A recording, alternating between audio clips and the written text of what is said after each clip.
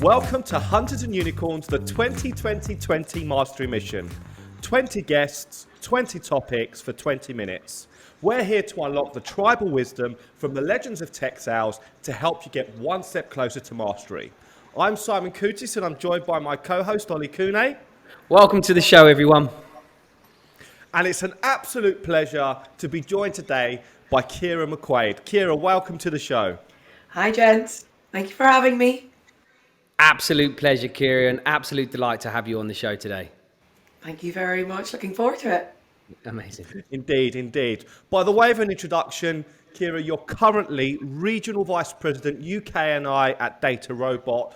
You've come from the public sector, transitioned into sales, into the world of tech sales, had a fantastic career in tech sales, and then obviously you were part of the incredible success story at Dynamics, where you were obviously working very closely with the likes of Jeremy Duggan, Steve McCluskey, and more recently you obviously joined DataRobot, where you're continuing your amazing work and really kind of establishing just such a phenomenal reputation within the industry. So welcome to the show. You have 20 minutes, Ceire. Could you please introduce your topic? Thank you. It's quite the overview, and thank you for that. So appreciate that. So the topic that I'm going to talk about today is really demystifying the MEDDIC world for people that are not familiar with it.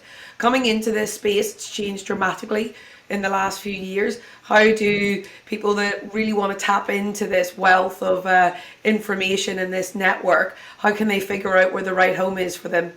Which house of MEDDIC is best suited for them? It's an incredible subject and one that's really dear to our heart, and a subject that we're super keen to discuss today, Ceire. So thank you for bringing it. So I think a great place for us all to start is really understanding, what MEDDIC is and maybe some of the misconceptions of what people think MEDDIC is.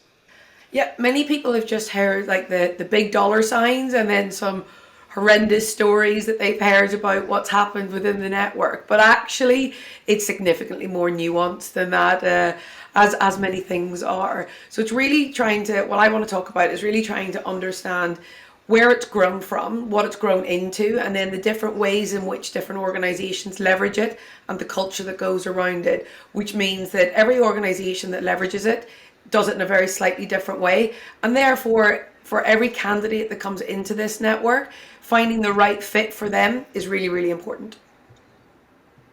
Yeah. In terms of the actual, I think a really good place to start with this, Ceire, is to go straight into the fact that, you have been able to categorize that there are different variations of, this MEDDIC community. But where did it all start from? Let's just go right from the beginning. So, take us to the beginning and help us understand and really analyze what the variations are. Well, really, it's a number of different factors. It's the MEDDIC, but it's also the market in which it's grown up within. So it really started as a qualification methodology in PTC. You guys have talked about it time and time again, and I had some of the legends on here talking about it themselves. So I'll let them go into the detail around it. Essentially, what it was is looking at indicators of success within a deal cycle and being able to then qualify and quantify continually that you're being able to meet them so that you can spot risks, gaps in your deals, and then plan for them accordingly. What grew out of that, however, is a thought process. And what it really took is the art of sales and added a science around it. It's more the thought process rather than just that qualification methodology of MEDDIC. It's the playbook that it grew into. And what that really meant is anybody that was involved within this space continually evaluated their business and the businesses around them and looked for indicators of success. Then quantified those and measured them continuously to see if they were good indicators of success. If they were, they got inputted back into the process. So what we see is a constant evolution of MEDDIC, dependent upon the organization that they're in and that's using it, dependent upon the marketplace that they're in, dependent about how they want to apply that within their organization. So it's grown from purely a qualification methodology into a thought process that's applicable at many different stages of building a business, whether that's the leading indicators or looking at the ICE criteria for recruitment. It's just continually refining what we do into an ability to quantify it, measure it, and improve it. And for a candidate, someone really thinking about this space, why is that? Why is it significant to really understand the variations in particular? One is one is understanding MEDDIC and then understanding how it's applied in different organizations. So if I go to some sort of extreme examples, you've got organizations that leverage MEDDIC and it's purely tick boxes that it's in a Salesforce opportunity they have to click into. Whereas at the opposite end of the spectrum, you've people that have really embodied it and embedded it in every aspect of what they do within the organization. It's the common language amongst all aspects, from top down and across different roles, whether technical or sales. It also is constantly evolved, and decisions are made based against MEDDIC. It's how the business is driven versus, again, back at that other end, merely a qualification of where you're at today in a deal, and not even to a huge degree of detail. So if we were to really start taking this apart, Kira, I think it would be really useful if we can help to, again, kind of untangle some of this in the best way that we can. So can we be kind of a bit more specific about, what are the variations? You talk about the four houses. So let's go into that a little bit more, if that's okay. So in terms of looking at different characteristics and how to figure out which house of MEDDIC you would sit within, there are a couple of common characteristics. There are a couple of characteristics that I would look at. One is the application of MEDDIC within the organization. The second one is the market in which it's applied, and that could be pre-IPO, post-IPO, mature market space, commoditized space. The third one is leadership and culture. And what does that really mean, and how does that wrapping really impact the way in which MEDDIC's taught and enabled, and how that overall organization runs, and how the people are motivated within that organization to achieve the best possible outcomes.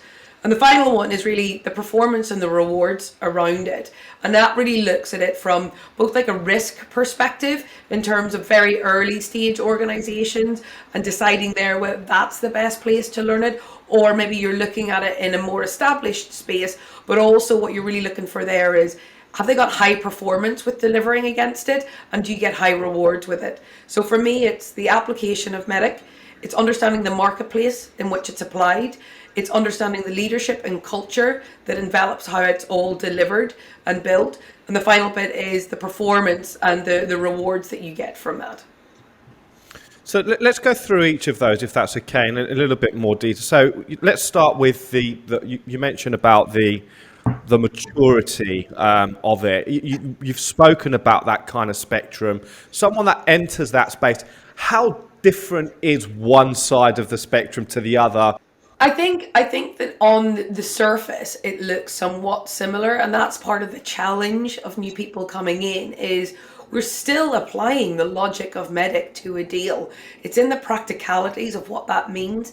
So if I look, for example, in what we do, because we've grown our deal size at 299% in a year, we've really had to figure out, constantly evaluate, and do a lot of understanding about how MEDDIC works in this space. What are the metrics that really matter? Because the customers sometimes, they're not clear themselves, so you have to go on that journey with them. So it's really about having true champions built in a very deep and meaningful way, because you need to be the trusted advisor that's going on that journey with them. Because there's not necessarily budget allocated already in these spaces, we're trying to identify who a potential EB even possibly could be. We're going to areas of the business that hadn't even thought about purchasing something like this before. They thought that would be owned in a very different space. So for us, it's much more experimental and leveraging the foundations of it, applying it, constant reevaluation, and then feeding that back into the process. What I see more typically in much more mature or more commoditized spaces, it's much faster paced. It's much clearer in terms of who the EB tends to be, what the metrics are, and it's about building those deals in a much more scalable fashion, and they tend to be executed in such a way that the champions on the other side, they know what they want and what they're looking for effectively. They're deciding if you're the best place for that. So it's a slightly different conversation that we're having. It's more building a trusted advisor and a vision, and then figuring that all out with MEDDIC versus going and executing efficiently and effectively, continuously in a slightly more commoditized space. So as we're obviously looking at how somebody can align themselves to the right, let's call it house at this stage, around this particular part and this particular subject, what are some of the questions that somebody should be asking themselves of, whether that's the right environment and which end of the spectrum they should be looking at? Perfect. I think that it's a great question. I think you want to understand how you learn best.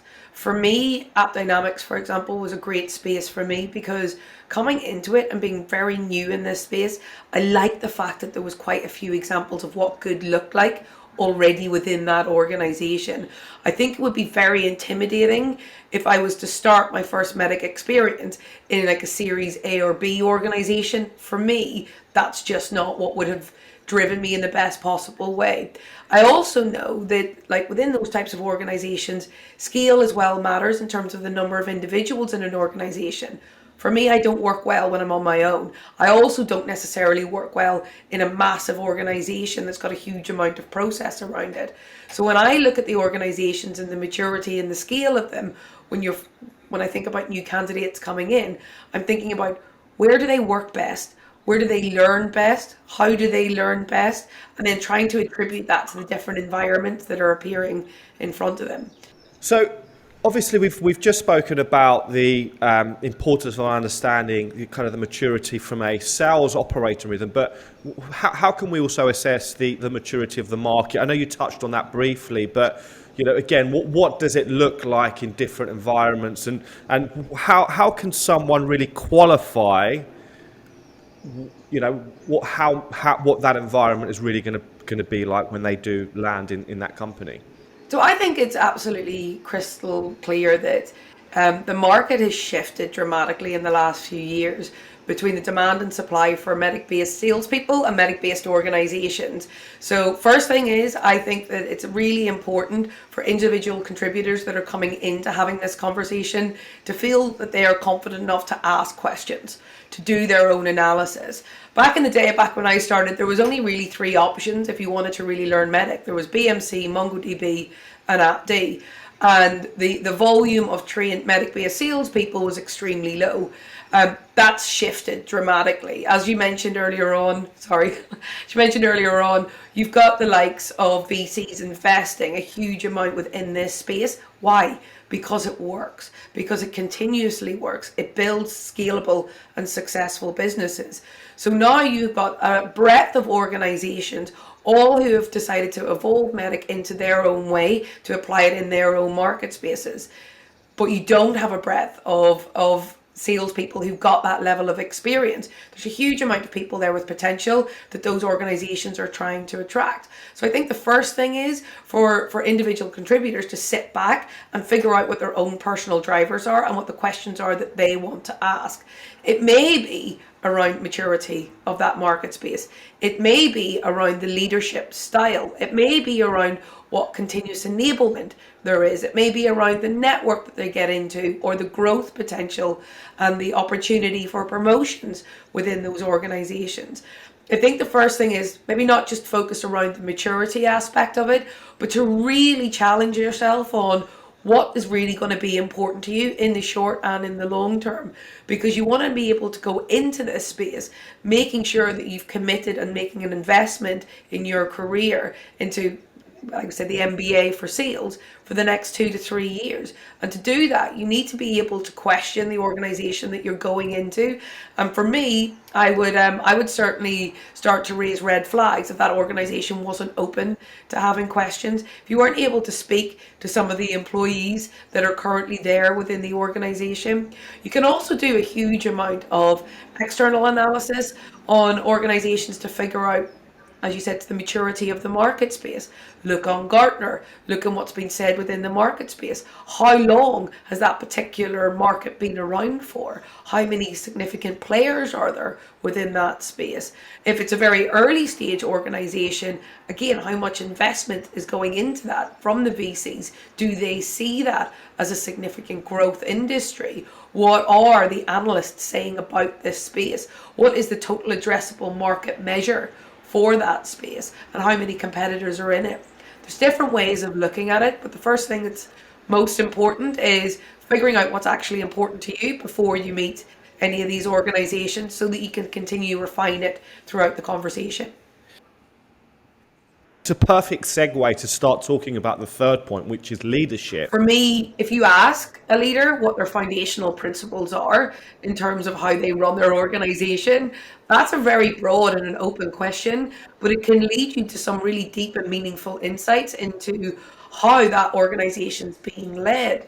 For example, for us, we very much base it on the culture code. It's about creating a safe environment for people to feel that they can share their losses, their wins, their challenges, so that we can all learn and grow together. It's about me being vulnerable, and I'm incredibly self-deprecating, me being vulnerable in front of them and sharing whenever I've got a challenge. Because what I think has made DataRobot grow so well and so quickly, and having such a collaborative nature, especially in the UK&I, is everybody feels safe to let each other know if they don't understand something or if they need help, because we've established an environment where everybody wants to just be $1 ahead of the next, and they want everybody to feel like they're winning.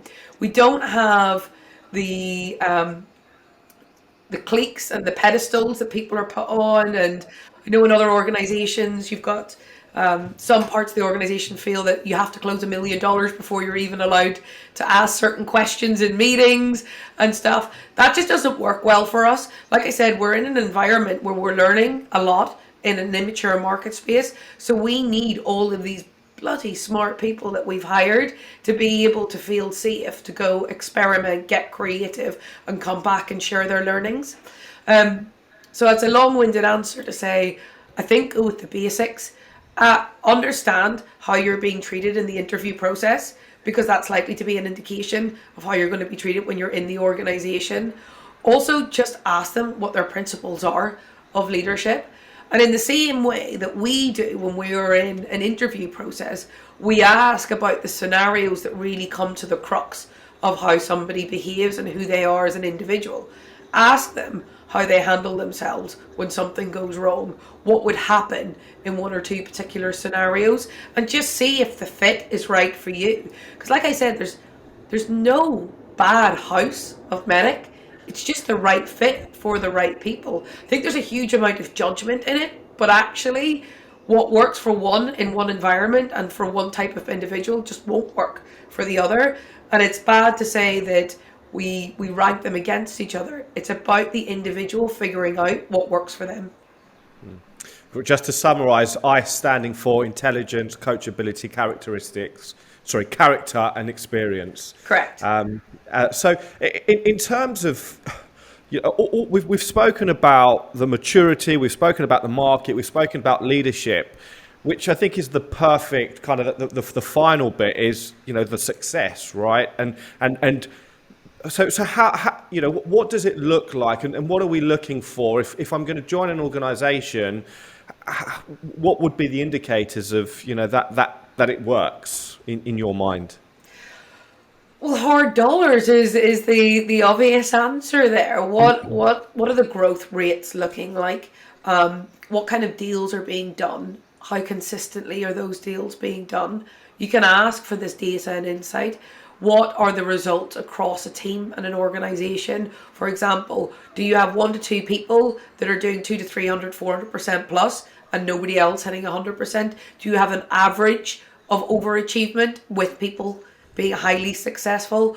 Understanding a little bit about that distribution of success within an organization, then how that necessarily translates to their pay, and being able to then compare that between different organizations. So for me, the results are at a company level, are we growing?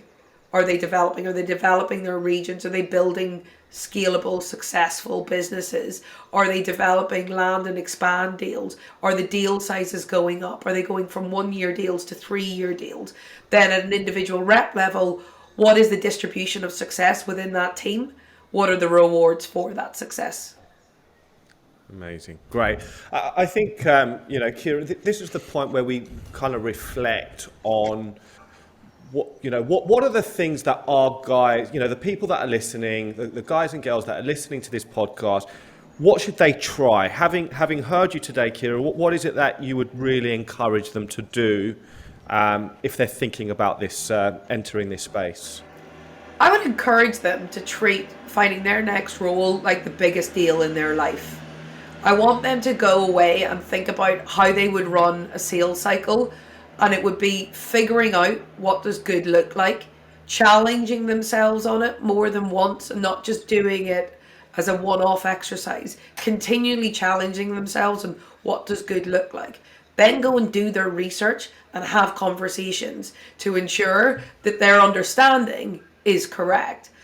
The third thing I would say is when you make the investment to go into this space, really challenge yourself on what your support network looks like and what you're going to do when you have the tough days and the good days. But what are you going to have? What are you going to do when you have the tough days? What is your coping mechanisms, your support network around? Because it's one of the things I have a lot of conversations around with individuals before they come in is this is going to be a steep uphill ramp. You're going to learn and develop more than you've probably ever done in your entire career. But that comes at a cost. It's hard. And therefore make sure that you've got the right mechanisms and the right support around you to encourage you and support you during that. And also feel free to reach out to me personally. But for individual contributors, I want you to go away. I want you to really challenge yourself on what good looks like for you as a person and your life. I want you to go and do your research, have conversations, and then when you make that commitment, knowingly make that commitment as an investment in your career, not just for 1 year or a quick paycheck. It needs to be the investment to learn this, to grow and develop, because it will set up the rest of your career. So treat it like the biggest deal you've ever done in your life. Some great advice there. I think some great, very practical advice, Ciara. So I've really enjoyed this episode today because I think we've really touched on some real kind of fundamentals in a world, which is overinflated, over competitive, more VC money than perhaps sense. We're also seeing now the other extreme where the big boys, the big technology companies are also applying a bit of MEDDIC within their sales process. So I think it's really easy to get lost in this world and really kind of make assumptions about what it is and what it isn't. And I think what you've really helped us understand, Ciara, is that what it is and what it isn't is probably less important than understanding what is right for you and really being able to ascertain what is it and does it really fit with myself, and therefore be able to really make the right step, because the right environment for someone entering this space can be transformational. There's no denying that. But the effort and the work and the dedication and really getting out of your comfort zone is an essential component of that. And if you have to be true to yourself to really sign up to that. Yeah, I completely agree with that. I think that there are many options now open to candidates when they're coming into this space. It's figuring out how to differentiate between them and then which one's the best fit for you.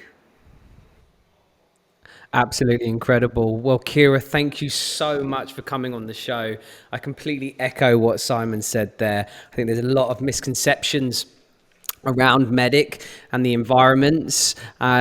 I definitely don't think you can judge a book by its cover.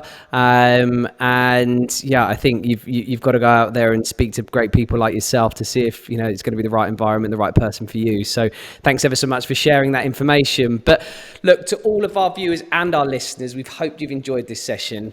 If you've liked what you've heard, please do like, share and subscribe. But again, a massive thank you to you, Ciara, for joining us today. And we look forward to welcoming everybody back for another mastery session soon. Thank you.